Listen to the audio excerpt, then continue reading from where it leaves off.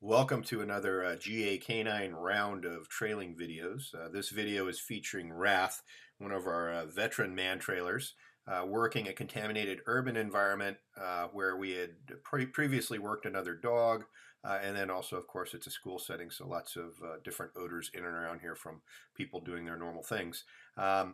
What we're going to be discussing here is a situation that I don't run into a lot, and that's where the dog really works the apex of the turn in a strong way, and in such a way that you just can't help but look at it. So I've mapped that out really nicely so you can see. And this is also going to be one of those few cases where the dog's trailing with their heads up quite a bit. And this is primarily due to the wind blowing right into the dog's face, blowing the track in unto itself, coupled with lots of fresh swirling wind from the subject hundreds of yards away. So a good educational video, and I hope you enjoy it. If you have an interest in the way we train and the things that we do, make sure that you tune into our YouTube page. Also, you can check out our own webpage at gacanine.com. I've written 4 books on the subject of man trailing, and I think that my most recent one, The Tao of Trailing, is probably my pinnacle work. This is everything that I've learned over the last 20 years, and I'm applying it to the actual deployment of search dogs. I hope you enjoy our videos. More importantly, I hope to get to trail with each one of you someday soon.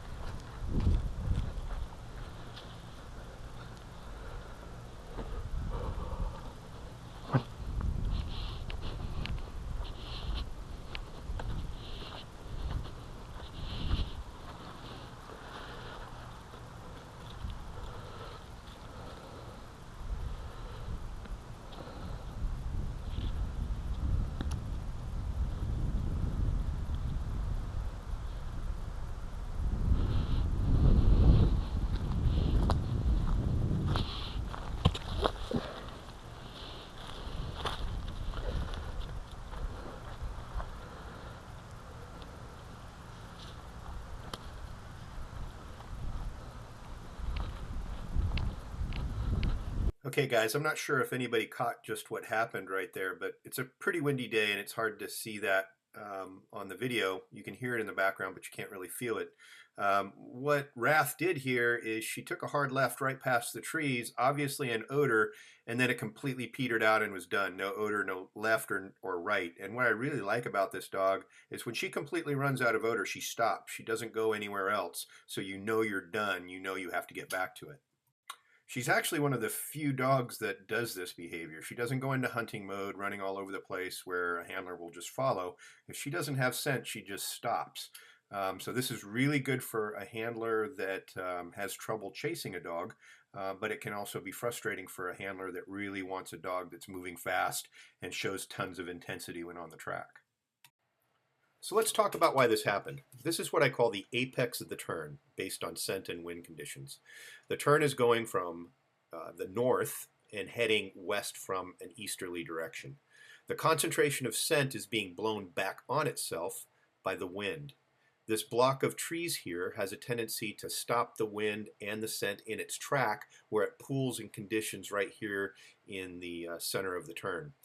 This can happen on either side of the turn, from the right to the left, left to the right, top to bottom. It happens based on wind and wherever the wind is getting blocked by a particular barrier.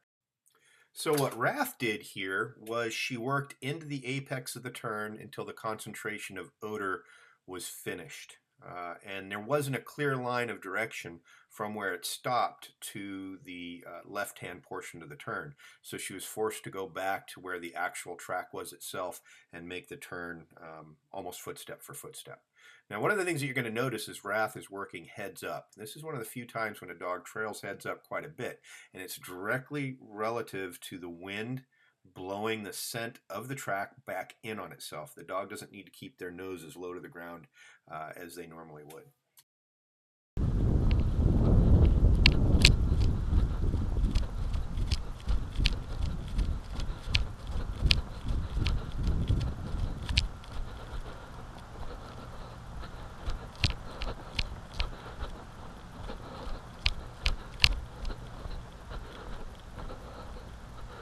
Okay, right here we get a little head pop and wind scent. This came from probably swirling wind of our subject coming up and over the building or around it. And I think the wind is depositing right up against this little shed here, which is causing Wrath to go over to it.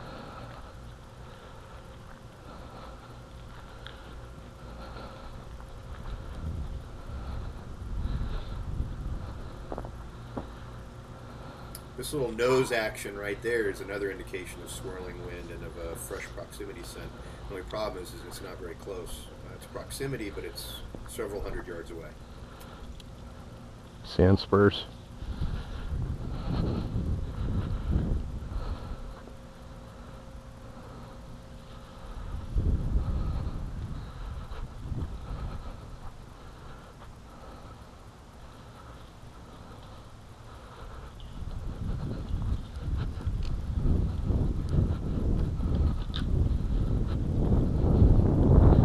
Nothing but wind scent. She smells them all the way from over here, over there. Now it's changed. Now the wind's at our back.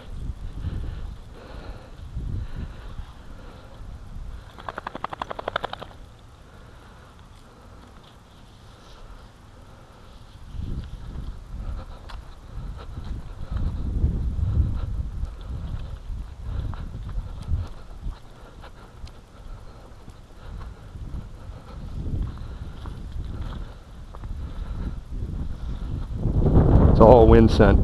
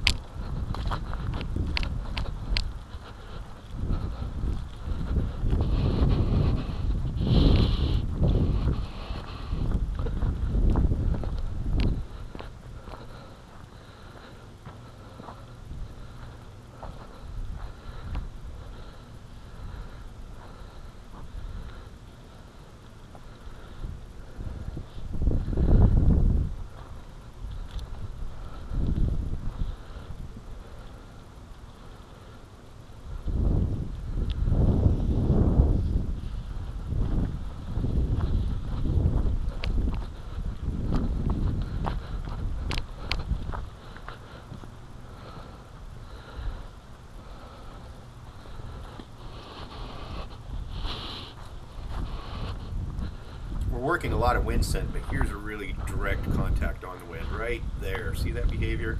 That swirled fresh human odor right to her nose.